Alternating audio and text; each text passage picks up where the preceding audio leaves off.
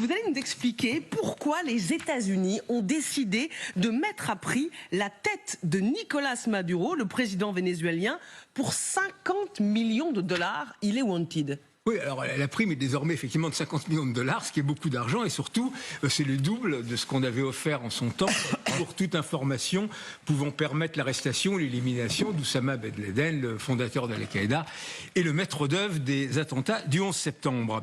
Alors, sur l'avis de recherche, Nicolas Maduro est accusé, rien moins que, je cite, conspiration narcoterroriste, trafic de cocaïne et trafic d'armes. Alors, la prime donc vient d'être multipliée par 2, par Pam Bondi, qui est la ministre de la Justice américaine. Alors, le caudillo de Caracas s'est pas laissé impressionner. Il a dénoncé, via un communiqué du ministère des Affaires étrangères, une grossière opération de propagande politique, ce qui n'est pas totalement faux, parce qu'on est effectivement purement dans la com. Nicolas Maduro n'est pas terré dans la clandestinité et que des informations pourraient permettre de l'arrêter. Il a pignon sur rue, on ne fait que trop le voir à Caracas. Alors, dans un message sur X, le numéro 2 de la diplomatie américaine a rappelé, d'ailleurs à raison, que c'est la plus importante prime de l'histoire américaine, et c'est faire quand même beaucoup d'honneur au dictateur de Caracas, alors qui a été réélu l'an dernier pour un 3e mandat de 6 ans, dans un scrutin qui était encore plus douteux que les précédents.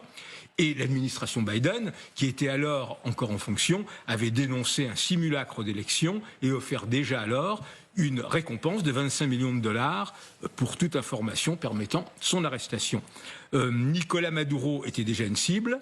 Lors de son précédent mandat d'ailleurs, Donald Trump avait décrété de très lourdes sanctions économiques contre le Venezuela et un embargo pétrolier pour le contraindre à la démission sans succès. Alors, le nouveau montant de la prime en témoigne. Nicolas Maduro devient l'ennemi public numéro 1 des États-Unis. On se demande un peu pourquoi, il y en aurait beaucoup d'autres possibles dans le monde.